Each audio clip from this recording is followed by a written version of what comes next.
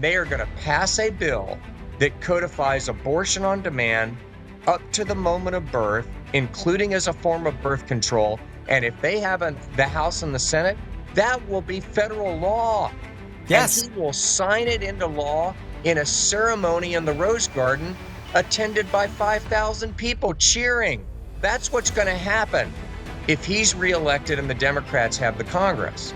When we execute this program, along with everything else that's going on, we estimate that on the national level, the full potentiality on the upside is as many as 7 to 8 million new evangelical and pro-life Catholic voters nationwide. And in these battleground states, somewhere between 50 to 150,000 new voters. All right, folks, welcome back to the Sean Spicer Show. What is it going to take to win? That's the key question across these 7 or 8 battleground states, depending on how you count it. I've talked to you about how close some of these elections were over the last 2 cycles, 10,000, 20,000 votes. Well, Ralph Reed, the guy who led the Christian Coalition effort in 1994, is back at it again in 2024. He's mobilizing and registering new evangelical voters to the tune of millions of people. That will be a critical difference in this election. We're going to talk to Ralph about this effort, what they're doing, how much they're spending, and how they're doing it. Before we get to that, I want to tell you about 2 amazing sponsors that help keep this show free across all platforms. If you'll be kind enough to subscribe, that would be the only thing I'd ask. So I want to tell you about 2 of them, and then we'll get into it with Ralph Reed of the Faith and Freedom Coalition. All right, if you're up and about all day and you've got tired feet, I've got the solution for you. Gravity Defier shoes. They are the ultimate in comfort shoes. They support you when you're on the go. So if you're running errands, you're on the sideline with the kids at all their games, you're in meetings day in and day out, this is the answer you've been looking for. Every single pair of Gravity Defier shoes comes with custom orthotics. You know what I'm talking about if you've had feet issues or you're getting tired all day. Custom orthotics are the answers. And these shoes all have the Verso patented trampoline technology in them that adds a level of cushion in the heel right where you need it most. That's going to help absorb shock throughout the day to give you back some of that energy, right? And the shoes also will improve your posture. It helps with stress. It helps put the key muscle groups into action. We're talking your calves and other major muscle groups so that you're using the right muscles as you walk around. There are countless customer reviews that talk about the positive results of Gravity Defier shoes. The best part is right now, if you go to gdefy.com and enter code SPICER30, go to gdefy.com, enter the code SPICER30. You get $30 off your $150 order. You can go there right now, $30 off a $150 order if you go to gdefy.com and enter code word SPICER30. All right, guys, when we lose power, whether it's because our power grid gets hit or a power line goes down or natural disaster strikes, whether it's a day or a week or a month, if you've been subject to this, you know what I'm talking about. You're trying to figure out how you're going to power your phone, your computer, your medical devices. I mean, your refrigerator, all that food. Well, I've got the answer for you because I have in my house a Patriot Power Generator 2000X. And if you go to 4patriots.com/Spicer, you can have one too, right? This is the kind of thing that you want to get ahead of when an emergency hits. Whether it's you, your family, a neighbor, a loved one, you want to make sure that you can take them. And the Patriot Power Generator is completely portable. Now, you can look on the video that I've got up there. I've got it in my house. There are no fumes, no gas to fill it up with. It's got no noise. You bring it into your house. You can bring it wherever you go if you needed to bring it to a friend's house. And it's completely powered through solar panels.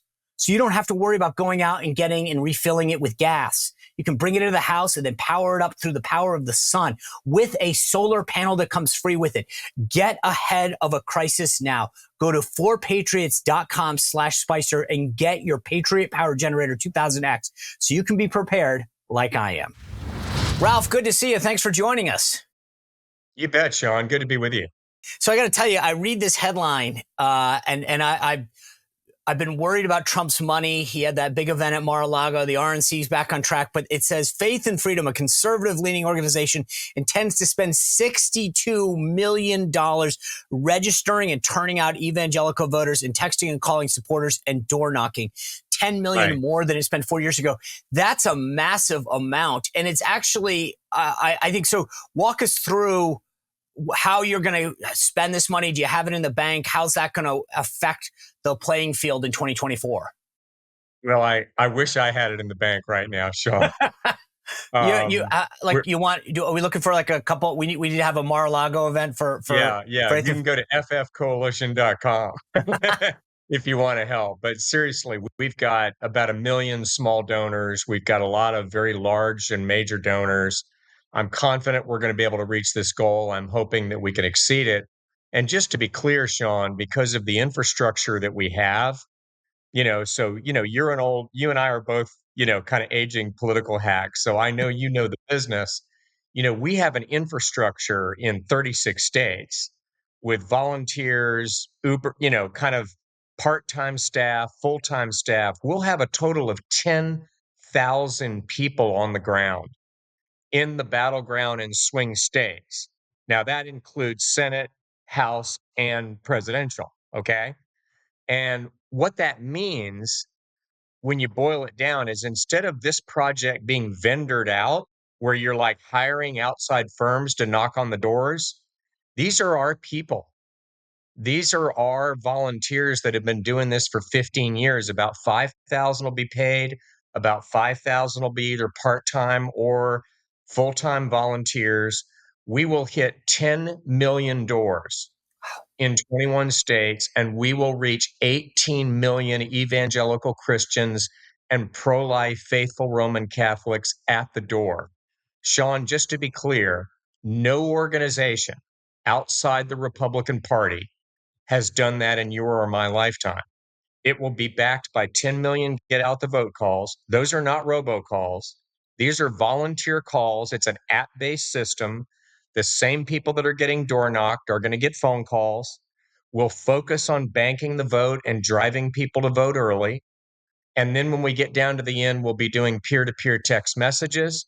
And then we'll continue to do our traditional program, which is putting 30 million voter guides in about 113,000 churches. So it's multiple touches: phone, text, door, church. And we believe in this current macro political environment, Sean, that this is going to lead to the largest turnout of faithful pro-life Catholics and evangelical Christians in American history. We think they're going to come. We think they're going to come in big numbers. And we're privileged and honored to just be a small part of it. Yeah. So what I love about what you're doing is you're doing the hard stuff, right? The knock I have so often against our party and our movement is that all the rich guys want to do the ads. They want to be able to say, I put that ad up, I did that. And that's great. And that's needed. That's part of the process. But the hard work is knocking on the doors. It's registering voters. It's identifying it. It's getting them out. There was a story the other day about the Dem side saying that they're averaging about $1,500 a new voter.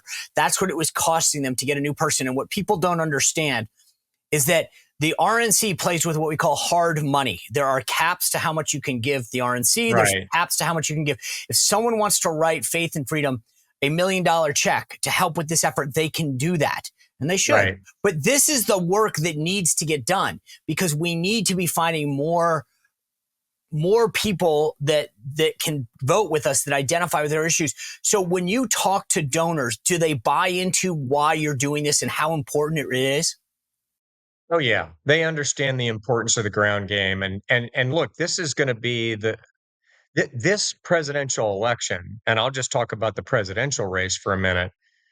It's easy to forget this when you're living it, Sean, but no one alive in America today has ever seen anything like this. They've never seen a presidential candidate run against the person who succeeded them. Right. That's never happened. You have to go back to Grover Cleveland in the 1880s. And at this point, both candidates, because they've both been president, of course, in the case of Trump, he's, at this point, arguably the most famous person in the world. In the case of Biden, he's been in public office and in politics for over a half century. They're known quantities. There's not a huge number of undecided voters. These two candidates and their respective super PACs are going to spend $3 billion running for governor in 4 states. Literally. It really is And a glorified governor's race. it really is. I mean, it's going to be Pennsylvania, Wisconsin, Michigan, and then, pick 'em, Arizona, Georgia. Okay. And when you really think about how that's going to play out, Sean, what it means, back to your TV ad example, is total saturation of the airwaves, total saturation of every single digital impression that you could buy to an independent or persuadable voter in those 3, 4, 5 states. And that's where we come in. We're not doing the air war.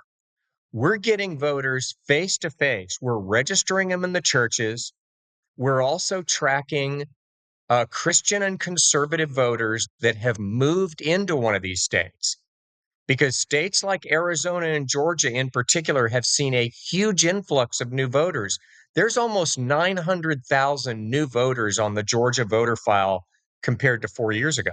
900,000 900,000. complete, yes, completely new voters.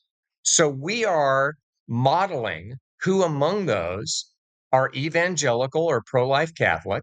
And then as people move into the state, Sean, and they either buy a home or they register a car, we can track them and we go chase them and get them registered.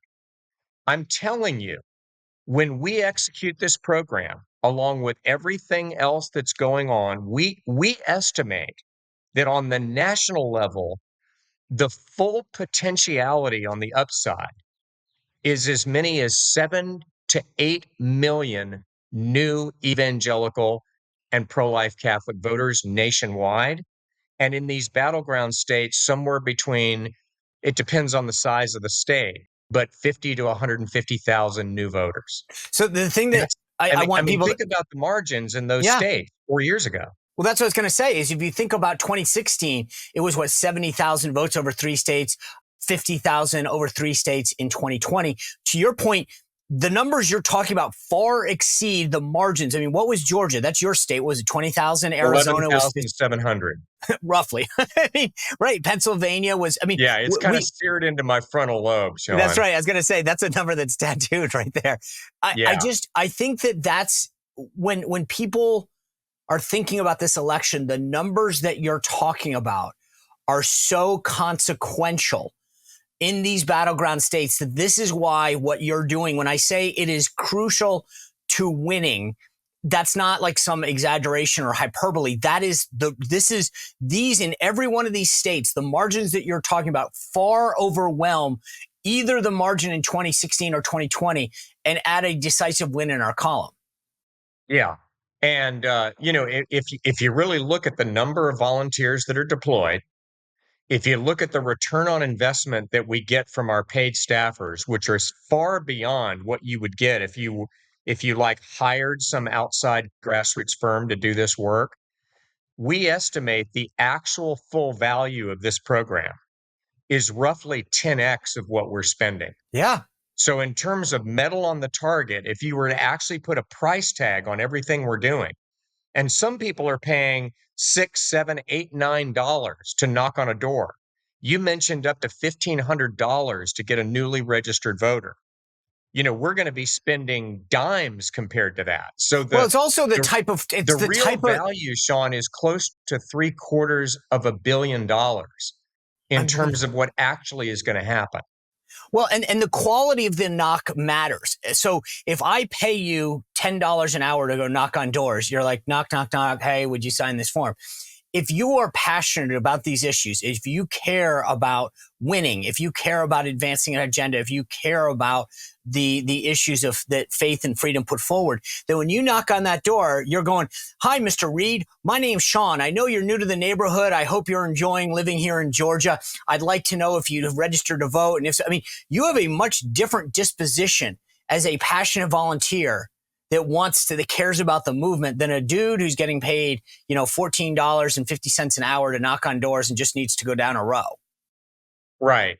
And that's correct. So there's an added value to that you don't get any other way, because folks who are doing this work are people who are doing this out of their love for their country, and they're animated by faith in God and the values that derive from that faith. So, nothing against President Trump at all. As you know, he's a dear friend of mine, and I have great affection for him. And I am extraordinarily grateful for the things that he did as president on judges, on support for Israel, on life, on advancing religious freedom, on the child tax credit. Too many things that I could name. But just to be clear, Sean, we're not doing this because of a particular candidate or because of a particular party. We're doing this because there are transcendent values like the sanctity of life and our ability to express our faith free from persecution and intimidation. The centrality of the traditional family, the need to strengthen the family. And by the way, at this critical moment, when we have an administration undermining Israel at every step, support for the state of Israel, we do this really as a service to the faithful. We're doing this as kind of a chamber of commerce for people of faith to maximize their voice, to make sure they turn out in huge numbers. And a lot of people, Sean, not you, you get it. But it's amazing the number of political professionals who don't understand that this is the largest and the most vibrant constituency in the electorate. Remember, just the white evangelicals alone are 29% of the electorate. Jeez. If you add in the African American, Asian, and Hispanic evangelicals that we'll be contacting, it's roughly another 8% of the electorate. So now you're at 37%. If you add in the 11% of the electorate that are frequently attending faithful pro-life Roman Catholics, they're roughly 11% of the vote, 11 to 12%. Do the math. You're at 49% of all the voters. This is why we're doing this. It's the biggest constituency. It's larger than the union vote, the black vote, the gay vote, the progressive vote combined. Well, that's the key thing, is that we have more than they have. But I want to get back to how you're doing this. So just to be clear, you're not targeting, or maybe you are. Just tell me, are you focused on the unregistered new folks who either you discovered haven't been registered, moved in some way, shape, or form to a state that's a battleground state, or are you just targeting people who are evangelical that may have not voted in the past but are registered, or both? All of the above. So we're engaged in both an in-church voter registration effort in every key state. We're also tracking people who are moving so that we can chase them, whether they're going into one of the churches.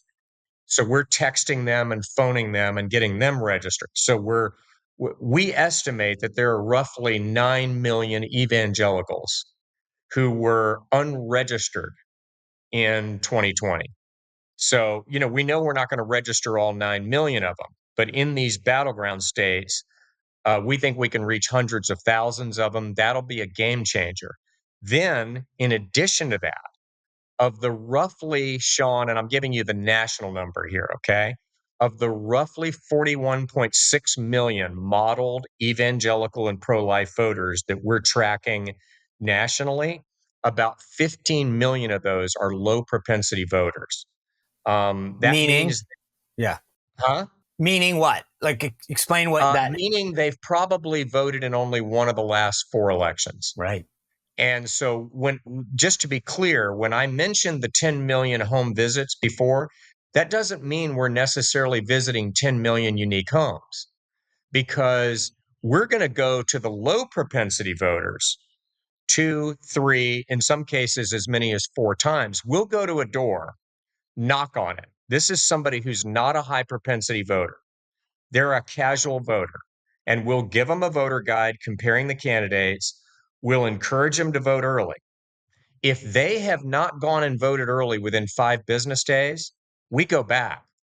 And when we go back the second time, the script for the volunteer or the paid staffer is, look, I'm really sorry I'm back already, but I'm just doing my job. Yeah. And you just need to understand that if you don't go ahead and vote, I have to come back again in 3 days. But see, I tell the audience this all the time. If you bank your vote, you're saving money Yeah. from organizations like yours, because they're going to have to go back. They're going to call you again. They're going to text you. I get people's concerns. I understand them. But ultimately, we've got to overwhelm the vote. And when you go cast your vote early, and if you want to cast it early, that's great. If you want to cast, I mean, in person, that's great. If you want to mail it in. But people have to understand that what you just said is so critical. That person will come back over and over again, and they could be spending those resources on somebody else who's a low propensity voter, 100%. if not for that person. 100%. Our goal, Sean, and this was long before 2020 and all the controversy and Sturm and Drang about, mail-in ballots and, people, every registered voter in a state being sent a mail-in ballot and things of that nature, all the abuses that we saw go on. Our goal has historically and always been to get 50% or more of all the evangelical and pro-life Catholic voters to vote before Election Day. Now, why is that? Because to your point, if I can get you to vote 14 days, 21 days before the election, you know what? You drop out of my turnout universe. I don't need to call you. I don't need to mail you. I don't need to text you. I can take those precious resources and finite resources and I can redirect them to other people. So we want as many people to vote early as possible for that reason. And the other reason why is because, candidly, even though people don't intend for this to happen, more of our people are in the workforce. More of our people own their own businesses. You have last minute business trips that come up. You have illnesses or deaths in family. Sean, when I worked on the Bush campaign in 2000, and I can't believe that was 24 years ago, You look great. we estimate that there were 2 million Bush voters who didn't vote on election day because they were on an airplane or out of state. And we won by 537 votes out of 106 million. So because of that, to avoid that problem of something coming up and somebody not being able to vote on election day, get the vote banked, vote early. So of the battleground states, Pennsylvania, Yeah. Georgia, Michigan, Arizona, Wisconsin, Nevada, New Hampshire, North Carolina, what state would you rank as the highest with the greatest potential of new evangelical and religious folks that you feel the highest potential in? Probably Georgia, because it has, roughly 34% of the vote is evangelical. And in 2022, when Brian Kemp ran for reelection as governor, if you can believe it, he got 91% of that vote. Wow. The highest share of the evangelical vote ever won in a state since exit polling began 42 years ago. So there's huge potential there. I mentioned the 750 to 800,000 new voters. If you did the math, that means that roughly 250,000 of those are going to be evangelicals if we can get them to the polls. I would say after that, Pennsylvania's voter file has actually shrunk by a little bit. I think roughly 1%. I think the greatest potential after that would probably be it would be a jump ball between Wisconsin and Arizona. Arizona's had a little bit of a miniature Florida happen, of people fleeing California and other states and coming to Arizona. We estimate there are roughly 100,000 new evangelical voters. It's also a rare state, frankly, where Republicans have a voter reg advantage. So we, again, we feel good about our program. We're going to get our job done.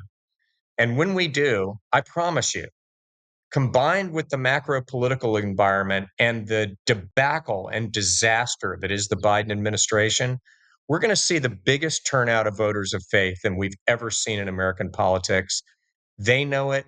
We know it. I think it's one of the reasons why, they're trying to smear us as Christian nationalists and Yeah. and things like that, because they know we're coming. Well, it's funny. I was watching this interview, I don't know, a couple weeks now, maybe, with the cardinal that represents the archdiocese of DC, and he referred Yeah. to Joe Biden as a I think cafeteria Whitman Catholic. Gregory or something like Yeah. that. Great guy. Used to be, by the way, in Atlanta. Yeah, and he referred to Joe Biden as a cafeteria Catholic. And, for those of us Catholics, those are the kind of people that pick and choose which part of the faith that they agree to, right? And he was very specific that Joe Biden Right. obviously doesn't stand up for life. It's funny though, I documented this in one of the books that I wrote where Biden was a pro-life guy for a while. And he was very clear that Roe wasn't decided rightly until his party went nuts.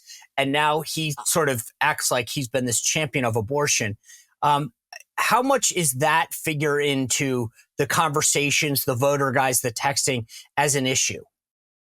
I think it's huge. Among evangelicals, I think it's rivaled by Israel, frankly, particularly at Really? this, particularly at this moment of existential crisis for Israel. I mean, we basically have an undeclared war going on right now between Western civilization and democracies that respect human rights and Iran, the leading state sponsor of terrorism in the world. So it doesn't matter if it's Hamas in Gaza or Hezbollah in Lebanon or Islamic Jihad in Syria or the Houthis in Yemen, who are firing missiles throughout the Red Sea. Doesn't really matter. It's all Iran. That war is going on right now. And in that war, Joe Biden is undermining the state of Israel, which means he's undermining our security interests. So I think the life issue and the Israel issue among the evangelicals are going to be the twin turbo rockets. I think among Roman Catholics, I think not just the fact that Joe Biden is picking and choosing which among the social teaching of his church he chooses to respect and abide by. It isn't just that, although that's big. It's the radicalism and the extremism. I mean, think about it, Sean. He's the first elected Roman Catholic president since John F. Kennedy. He's only the second one in American history. And he is literally running for president as the central theme of his campaign. It is the central theme. He is going to codify Roe v. Wade into federal law and have a taxpayer-funded entitlement for elective abortion under Medicaid for the first time in American history. No one has run for president on that extremist of a position, not only since Roe, but in the history of our country. And I think Catholics are not going to go along with it. Hey, animal lovers, if you've been watching this show for a while, you know about my friend Leo Grillo and all the amazing work that he does to give animals, horses, cats, dogs, a lifelong sanctuary, not a shelter, not a place where they're going to get sent away, a sanctuary for life, a no-kill sanctuary. That has been the mission of Leo Grillo, who started with just one dog, a Doberman, and realized the amazing, great work that he could do to give animals the nutrition, the veterinary care that they need by founding Delta Rescue. And I've said this before, go to deltarescue.org. Just check out the videos and the amazing work that they're doing. Now, Leo has been able to do so much of this on his own, but it's through contributions like the ones from you and I, $5, $50, $100, $1,000 that allow the work of Delta Rescue to continue. But if you can do more than that, if you can make Delta Rescue part of your estate, that's going to be critical to make this an enduring mission and to make sure that these dogs, cats, horses always have a lifelong no-kill sanctuary. Please go to deltarescue.org and check out the work that they're doing and see what you can do to support it. As a lifelong Catholic, I always feel like when the priest gets up and starts talking about it, and that's very rare in the Catholic Church, the ones that have the guts to stand up and talk about how important it is to vote your faith, everyone gets squeamy, and a lot of the folks say, I wish I'm personally pro-life, but I don't believe this. But Biden, the thing that I find so interesting that I mentioned to you is for most of his career, he was, at least he didn't vote pro-life, but he would stand up for life. And then he completely flip-flopped on the issue, acting like somehow he's got the moral authority. Same with Nancy Pelosi. They love to go around and talk about their devout Catholic faith when they don't abide by the church's teaching. And I'm actually more disappointed in the church in many cases for not standing up and saying, hey, you don't you can be Catholic, but you're not exactly a model citizen when it comes to the Catholic faith and living up to it and espousing the tenets. The church was clear for decades about how we were supposed to vote. And they've let these guys off the hook, both Pelosi and Biden, for reasons that are well beyond my pay grade. Yeah, and that's why I think Archbishop Gregory's comment generated so much attention, because it wasn't a political statement. He was simply talking about the importance of being a faithful Catholic Right. and being faithful to the social teaching of your church. And of course, Joe Biden does not want to go there. Keep in mind, this is a guy who, if you go back and look at the tape in 2012, he flat out lied in the debate with Paul Ryan about whether or not Obamacare allowed for the taxpayer funding of abortion. You remember the Catholic Hospital Association Yeah. was objecting to the taxpayer funding being used to encourage and promote abortion. And Biden just lied and said it wasn't the case. He supported the Hyde Amendment, which has prohibited the use of Medicaid funds to pay for elective abortions since 1978. It has been the law of this country under every president since Jimmy Carter of both parties. He voted for that. He supported it for 42 years. And then when he ran for president in 2020, he kind of outsourced his convictions to the progressive wing of his party. He caved. And now he's basically taking a position that is to the left of what Obama ran on. It's to the left of most Democrats. If you look at the polling, Sean, a plurality of Democrats is opposed to taxpayer funded abortion, and they oppose abortion after the first trimester. Yeah. Advocating, codified into federal law, paid for with tax dollars, abortion for any reason or no reason, including as a form of birth control, up to birth. That's his position. So Ralph, let me ask you this, because I agree with everything you're saying, but for Yeah. some reason you said this, they're all in, right? So Florida, they Yeah. added it to the ballot. They think Ohio, they got successes with that constitutional change they made. If the Democrats clearly believe, and I've got to believe that with all the money they have, that there's some data to support this, that somehow this is the only thing that they have and they went in all in on it, or they do believe it's a winning issue. Why? Reason why is because if you go out and you do the polling and you say candidate A wants to ban abortion and candidate B doesn't, it tests very well. So they go out and they have a huge spending advantage. They just go up on TV and pummel our candidates, saying that so and so is in favor of banning abortion. Now they don't get into the details that it might be after 6 weeks once you can detect a heartbeat in a child, or it might be 12 or 15 weeks. It depends upon the state, it depends upon the candidate. And what we've learned, Sean, is very simply, instead of our candidates, consultants, and strategists trying to ignore this issue and just run on border and the economy and just try and ignore this, you can't ignore it. When somebody spends $1 million on TV and says you're in favor of banning abortion, you got to hit back. And not only that, but you got to get off defense and get on offense and explain what therefore is Yes. abortion up to the moment of birth paid for with tax dollars. Look, leave the abortion issue aside. Any issue, if you are not on offense, you're on defense. If you're not attacking your opponent, you're being attacked. And if you're explaining, you're losing. We've been explaining for 2 years. We need to quit explaining and start hitting them. If you do the polling, the things that most of our candidates are for, a majority of voters are for that. Whether it's after 6 weeks or 12 weeks or 15 weeks or whatever it is, they're certainly not for taxpayer funded abortion. But what the Democrats for, if you poll that, like 12% of the voters are for it. So why are we the ones getting attacked? We ought to be attacking them. That's the short answer. Look, amen. And not only that, I've said this over and over again. WTOP in Northern Virginia, D.C. area. Yeah. Governor Ralph Northam, a doctor, the former governor of Virginia, is on tape. The infant would be delivered. The infant would be kept comfortable. The infant would be resuscitated if that's what the mother and the family desired. And then a discussion would ensue between the physicians and the mother. This isn't a hypothetical. He literally says we wait for the baby to be born, then we make a decision. That is the position of the Democratic Party. We have it on tape. We should make them own it and deny it. I mean, no Democrat gets asked, where is that line on abortion that you're comfortable with?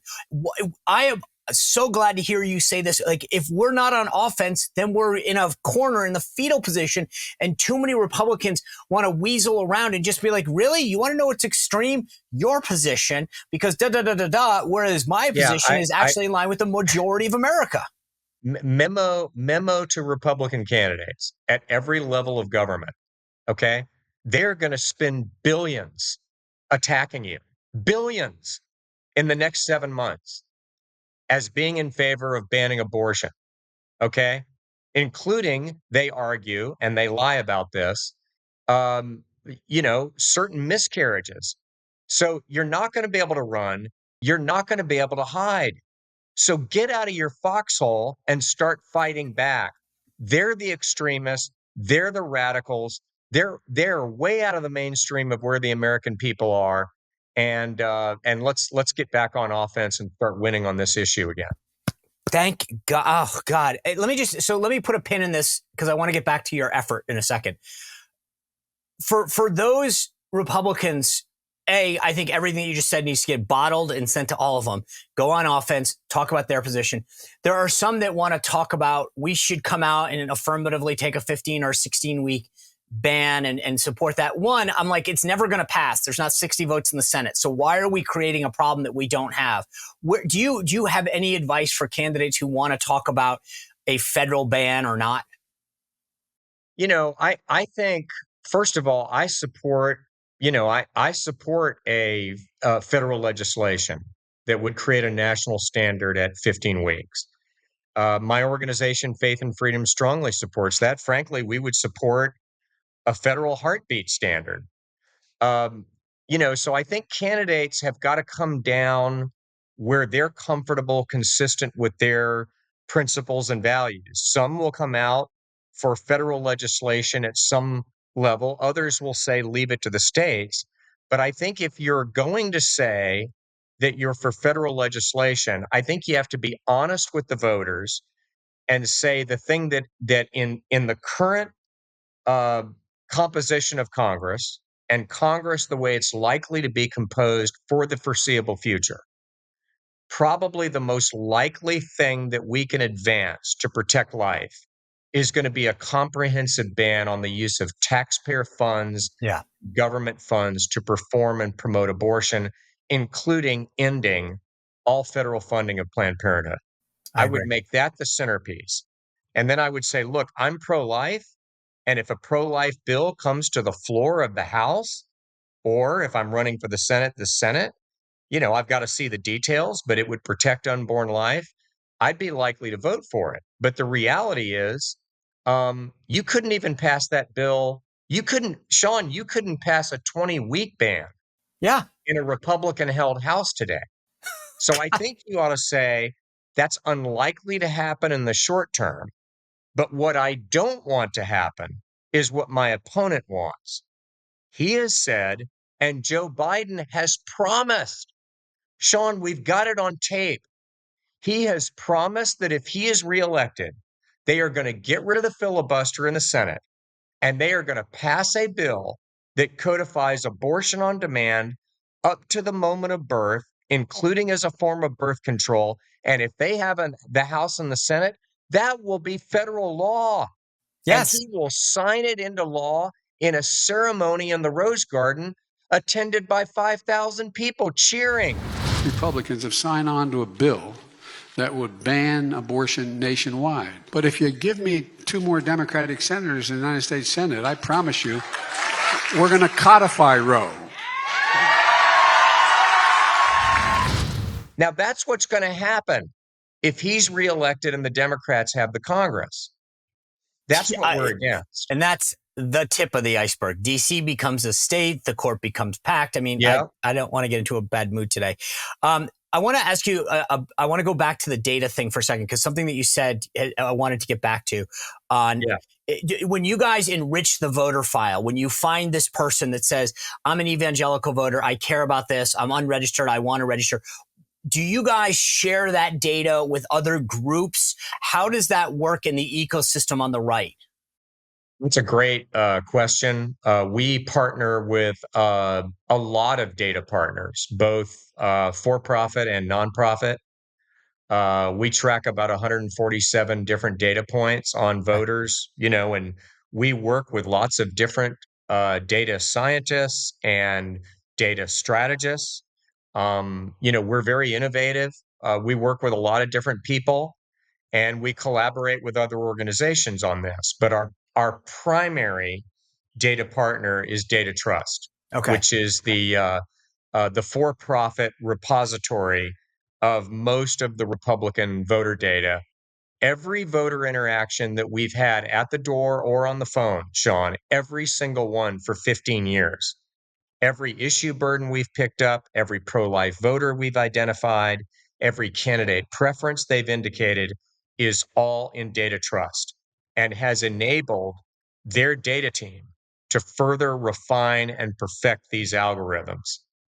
And any organization, I don't want to say any organization, they have to be, in some way approved, but that's where we recommend. Nothing against other places. There are lots of other data sets out there, not an infinite number, but many that are good. But we think that's the best single place for outside organizations like ours that are conservative or pro-life to be working. I'm glad you said that. I 100% endorse that. I think that having enriched data that continues to build and gets better. You guys do a data point, you add it, another person adds a data point. You get a much more holistic view of every voter that can then benefit everyone up the ticket. Ralph, in 94, you were at the forefront, the tip of the spear, leading the Christian coalition. That was, I mean, there's no question about it. You were clearly a key person, an organization that brought Republicans into the majority. And I know that you guys are nonpartisan technically, but you got people mobilized who cared about issues that ultimately benefited. So I don't want to get in trouble with the IRS.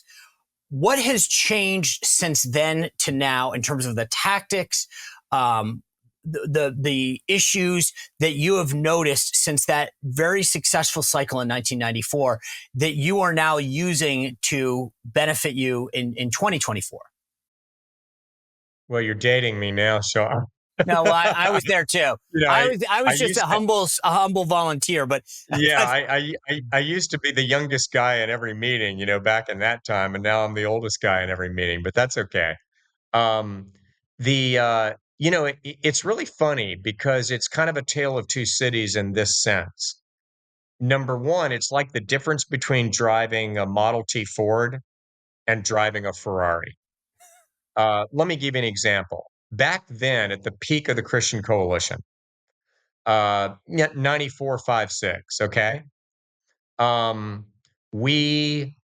voter file, our pre-qualified evangelical voter file in my home state of Georgia was 80,000 households. Today, it's 650,000 households. And it's over 1 million voters. In Florida, it's over 4 million voters. In Pennsylvania, it's 800,000 voters that we've identified as voters of faith who are socially conservative. And the reasons for that we've already been talking about. It began with micro-targeting. In the 2000 period is the first time I became aware of micro-targeting. And it's continued to advance as big data and data science has allowed us to use consumer data as well as publicly available data to identify our vote. Okay. Let me tell you what has not changed. What has not changed, even with the rise of the internet, even with the rise of multi-billion-dollar campaigns, and even with the rise of the most advanced data science that the world has ever seen, there's one thing that has not changed, And that is what makes a difference in an election is the same thing that you did in 94. It's the same thing you did in 1904. It's the same thing you did in 1844, which is you get a list of all the voters. You identify the ones that are yours. Okay. You may be doing a different technology now to do that, but you identify your vote. And then you know what you do? You contact every single one of them face to face at their door and you get them to the polls. And if they haven't voted by election day, you go to their house, you pick them up, and you give them a ride. We find in our after action analysis because we do all kinds of beta testing, we try different stuff with different samples of voters. The one thing, Sean, and at Faith and Freedom, we've now been at this for 15 years and we've knocked on literally tens of millions of doors. The one thing that moves the needle isn't an email, it isn't a text message, it isn't a digital ad, it isn't a video on Facebook. You know what it is? It's Face-to-face. somebody showing up at your door, Yep. preferably from your neighborhood, preferably somebody you know. Yep. That increases turnout among those voters, depending upon the election, 7 to 11%. That's amazing. So everything we do with big data and with big money and with new technology is all designed to get us back to that face-to-face interaction. Fantastic. Ralph Reed, thank you for all you're doing and also sharing that with us so we understand what's at stake. I appreciate you being with us. The link to Ralph's organization is in the description. If you can help out, please do. It costs a lot of money to do the work that he's doing. Please continue to subscribe to the show. You can find us on YouTube, Rumble, obviously the first every night, 7 o'clock on channel 347, Apple, Spotify, etc. Have a great night. We'll see you back here tomorrow on the Sean Spicer Show. Well, if you enjoyed this content, make sure to like this video, subscribe, and click the notification bell to get more.